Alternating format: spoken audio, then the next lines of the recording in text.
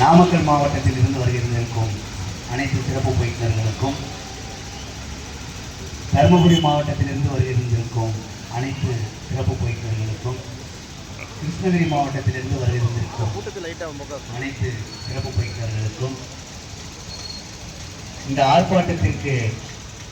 ஆர்ப்பாட்டத்தினை தமிழக அரசின் கவனத்திற்கு எடுத்துச் செல்லும் பத்திரிகை, மீடியா, ஊடக நண்பர்களுக்கும் மற்றும் இந்த ஆர்ப்பாட்டத்திற்கு சிறப்பாக பாதுகாப்பு அளித்துக் கொண்டிருக்கும் சேலம் மாநகர காவல்துறை அனைத்து அலுவலர்களுக்கும் என் முதற்கண் வணக்கத்தை தெரிவித்துக் கொள்கின்றேன்.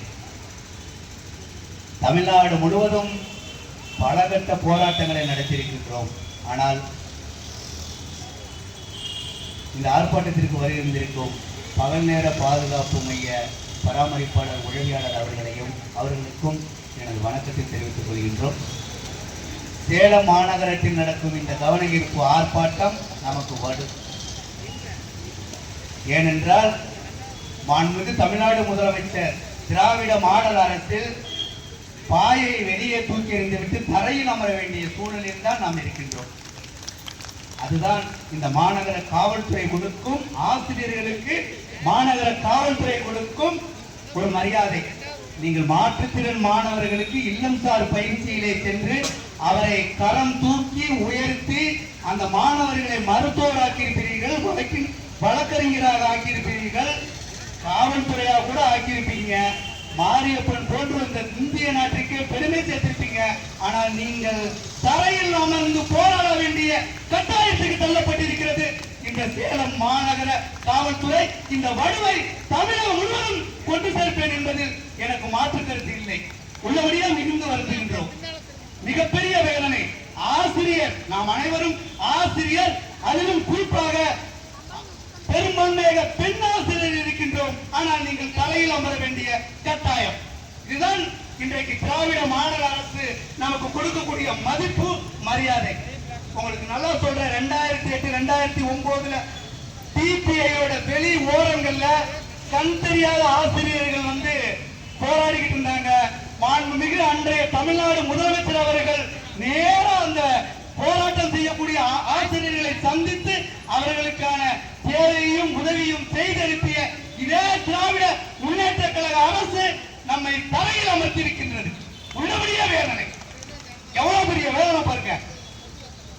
நானு 25 வருஷமா பணி செய்யறேன். எனக்கு வந்து பணியில ஒரு ஈபிஎஸ் கிடைக்கல. கடந்த மாதம் நம்முடைய தருமபுரி மாவட்ட தலைவர் அவர் வந்து இறந்து போயிட்டாரு. அவருக்கு எதுவுமே கிடையாது. அப்படி ஒரு நிற்கதியா நான் நடு ரோட்டில் நின்று ஒரு ஆர்ப்பாட்டம் செய்யறதுக்கு அல்லது ஒரு உண்ணாவிரதம் செய்யறதுக்கு கூட இந்த தமிழ்நாட்டில இந்திய அரசு வந்து, இந்திய சட்டம் வந்து போராட்டம் பண்றது நம்முடைய உரிமை. நீங்க படிச்சிருப்பீங்க, எல்லாரும் படிச்சிருப்பீங்க. பேச்சுரிமை, எல்லா உரிமையும் நமக்கு இருக்கு.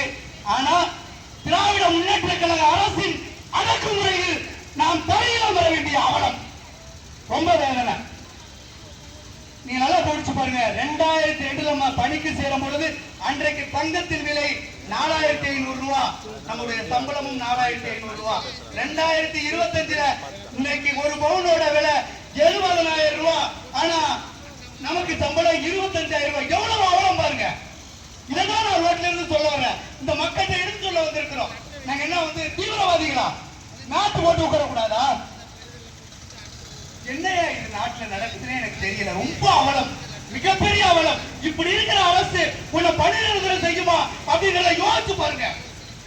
இந்த மண்டலத்தில் இருக்கிற அனைத்து சிறப்பு பயிற்சிகள் என்ன சொல்றேன் அப்படின்னா, நீங்க ஒற்றுமையா இல்ல அப்படின்னா மூடி மறைப்பார்கள். நீங்கள் இந்த சமூக நீங்க நல்லா கவனிச்சுக்க. டிஎன் ரைட்ஸ் வந்துருச்சு. அடுத்த மாசம் நீங்க இருப்பீங்களா இல்லைங்கிறது ஒரு பெரிய உத்தரவாதம் கிடையாது. நம்ம எல்லாருக்கும் இந்த பணியை நம்ம தொடர முடியாது. திமுக அரசு, இது கலைஞர் அரசு கிடையாது. மாண்புமிகு தமிழ்நாடு முதலமைச்சர் ஸ்டாலின் அவர்கள் அரசு. நீங்கள் வீட்டுக்கு செல்லப்படுவீர்கள். புரிந்து கொள்ளுங்கள். நீங்கள் ஒற்றுமையாக இல்லை என்றால் கட்டாயம் நீங்கள் துரத்தப்படுகிறீர்கள், விரட்டப்படுகிறீர்கள். இந்த இடத்துல சொல்ற நடக்கலைன்னா கேட்டுக்கங்க. ஆகவே நீங்கள் எல்லாம் ஒன்று திரண்டு புரட்சி உங்களிடத்தில் வெடிக்கவில்லை என்றால் நீங்க நினைக்கிறீங்க 1600 பேர் கொஞ்சம் பேரு அப்படின்னு நினைக்காதீங்க. கசாராங்கிற ஒருத்தர் தான் காங்கிரஸ் அரசு அடிவரை தூக்கி இன்னைக்கு பாஜக மூட்டு